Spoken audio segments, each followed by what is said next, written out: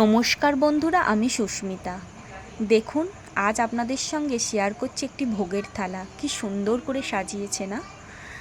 তাই আপনাদের সঙ্গে শেয়ার না করে পারলাম না। আজ গিয়েছিলাম মাসি শাশুড়ির বাড়িতে।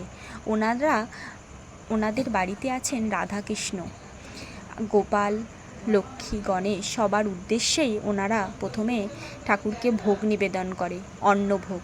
তারপর সেই ভোগ নিজেরা গ্রহণ করে। আমরাও অন্নভোগের পেয়েছিলাম, সেই সৌভাগ্য আমাদেরও হয়েছিল। শুনেছি নাকি ভোগ দর্শন করলে দুর্ভোগ কাটে, তাই আপনাদের সঙ্গে শেয়ার করলাম। কি সুন্দর করে সাজিয়েছে না? দেখুন ভোগের থালাটি কি সুন্দর, অপূর্ব লাগছে। যেমন দেখতে সুন্দর ছিল, তেমনি খেতেও ছিল খুবই সুন্দর। টাটা বন্ধুরা, আজ তাহলে আসি, আবার আসবো অন্য কোনো ভিডিও নিয়ে।